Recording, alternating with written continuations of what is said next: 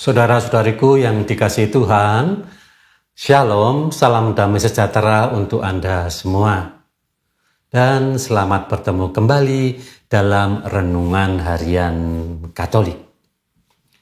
Hari ini kita akan merenungkan nilai-nilai kebaikan kekatolikan.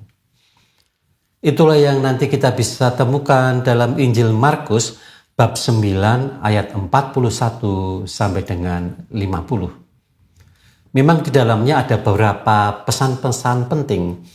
Ada beberapa hal yang mungkin agak berbeda, tetapi justru disitulah kita bisa menemukan nilai-nilai kebaikan kekatolikan kita. Injil Markus bab 9 ayat 41 sampai dengan 50 adalah bagian Injil yang mengandung ajaran tentang upah berbuat baik. Tanggung jawab untuk tidak menjadi batu sandungan. Dan pentingnya pengorbanan diri untuk kebaikan sesama. Injil ini akan memberikan kepada kita 4 bagian pesan-pesan penting. Yang pertama adalah pesan dari ayat 41, yaitu upah kebaikan. Yesus berpesan kepada kita demikian. Barang siapa memberi kamu secangkir air karena kamu adalah pengikut Kristus, sesungguhnya ia tidak akan kehilangan upahnya. Ini adalah sikap yang harus kita kembangkan seperti yang disabdakan Yesus kemarin. Sikap inklusif. Barang siapa memberi kamu secangkir air karena kamu adalah pengikut Kristus, sesungguhnya ia tidak akan kehilangan upahnya. Yesus juga memberikan kepada kita nilai yang kedua, yaitu untuk menghindari sebagai batu sandungan. Dia berkata pada ayat 42, barang siapa menyesatkan salah satu dari anak kecil ini yang percaya kepadaku, lebih baik baginya jika sebuah batu kilangan diikatkan pada lehernya, lalu ia dibuang ke laut. Kemarin kita diajar tentang kerendahan hati. 2 hari yang lalu kita juga diajar tentang kerendahan hati. Gambarannya adalah hendaklah kamu menjadi seperti anak kecil. Barang siapa tidak menerima Yesus sebagai anak kecil ini, ia tidak akan masuk dalam kerajaan surga. Maka ketulusan hati, kebaikan, kejujuran, kepolosan adalah bagian nilai-nilai kekatolikan yang akan membuat kita tidak bersikap eksklusif, sombong, menolak yang lain. Kita juga akan menemukan pesan yang ketiga, yaitu sikap berani untuk berkorban, sikap berani untuk menghindari dosa. Maka Yesus berkata dengan sangat keras, jika tanganmu menyesatkan engkau, penggalah. Jika kakimu menyesatkan engkau, penggalah. Jika matamu menyesatkan engkau, cungkilah. Tentu saja kita tetap bisa berpikir jahat ketika kita mata buta. Kita tetap saja bisa berbuat jahat walaupun tangan tidak ada. Kita tetap saja bisa berbuat jahat ketika kaki kita tidak ada. Maka sebetulnya Yesus tidak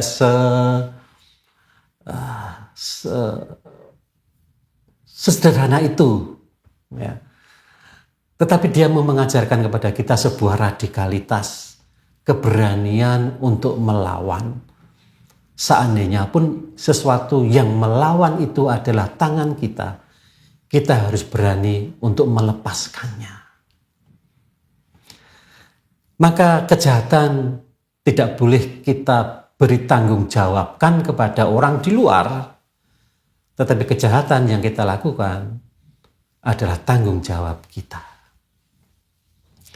Dan kemudian karena itu, seandainya kita bisa melakukan hal pertama, hal kedua, dan hal ketiga tadi, hidup kita itu akan seperti garam yang memberikan rasa gurih pada seluruh makanan, yang memberikan rasa nikmat dalam hidup dunia, bukan kenikmatan bendawi, tetapi kenikmatan kesejahteraan rohani.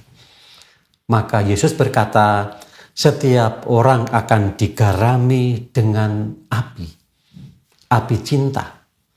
Garam itu baik, tetapi jika garam menjadi hambar, dengan apakah kamu dapat mengasinkannya? Adakah orang-orang yang bisa melaksanakan perintah Tuhan yang tadi kita bisa temukan perintah pertama, kedua, dan ketiga?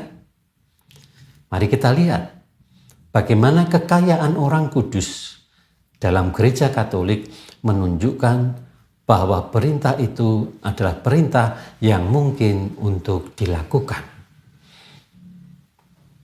Agama dikenal bukan karena kitab sucinya, tetapi karena perilaku para penganutnya. Maka saya mengajak Anda untuk melihat bagaimana Santo Martinus dari Tours bisa melakukan hal itu karena cinta, ketulusan hati, pengorbanan, dan tidak bersikap eksklusif.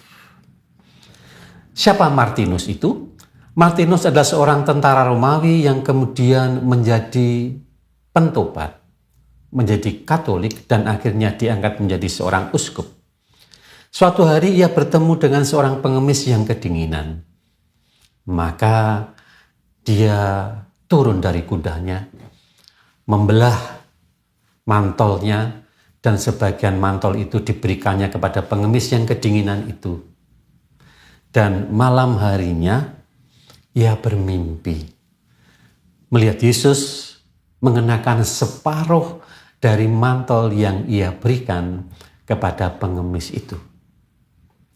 Maka tindakan itu yang pertama mencerminkan kerendahan hati, mencerminkan tidak menjadi sandungan, mencerminkan kebaikan. Maka sebetulnya tindakan kebaikan sekecil apapun itu memiliki efek rohani ke masa depan. Seperti yang Yesus katakan dalam pengadilan terakhir, apa yang kamu lakukan untuk saudaraku yang paling kecil ini, kamu telah melakukannya untuk aku. Banyak hal kecil yang bisa kita lakukan. Kelihatannya sederhana, tapi itu mempunyai pengaruh kekal. Mari kita juga melihat bagaimana Santo Yohanes Bosco. Ia adalah seorang imam yang bergerak dalam bidang pelayanan anak-anak muda. Ia tidak mau menjadi sandungan bagi anak-anak muda karena perilakunya yang salah.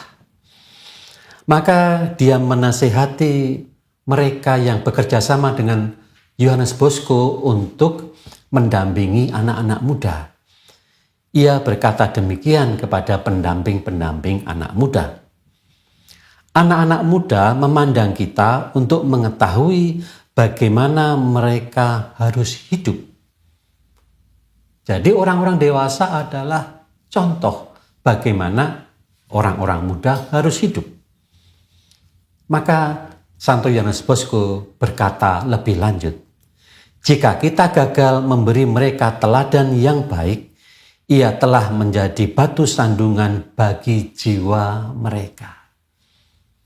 Maka mari kita ingat kembali tadi pesan Yesus, jangan menjadi batu sandungan. Bersikaplah radikal. Kalau memang tangan ini menjadi batu sandungan,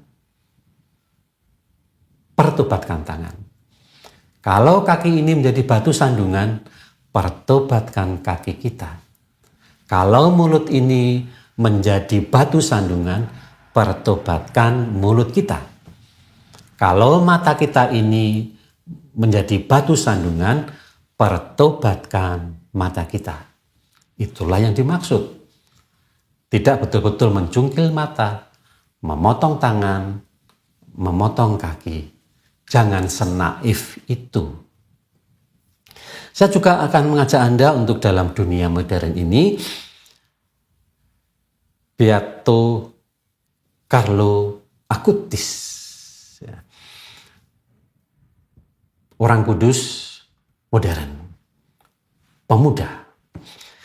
Beato Carlo Acutis, seorang remaja modern di zaman ini, menggunakan teknologi untuk menyebarkan devosi tentang Ekaristi dan kemudian juga membawa banyak orang-orang muda kepada Allah.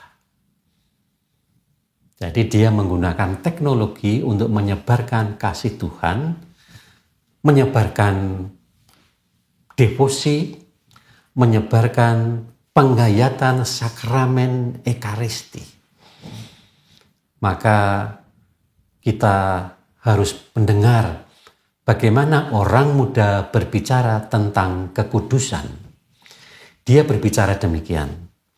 Kita semua dilahirkan sebagai orisinil, murni, belum tabrakan, belum ada perombakan, belum ada tembelan, orisinil.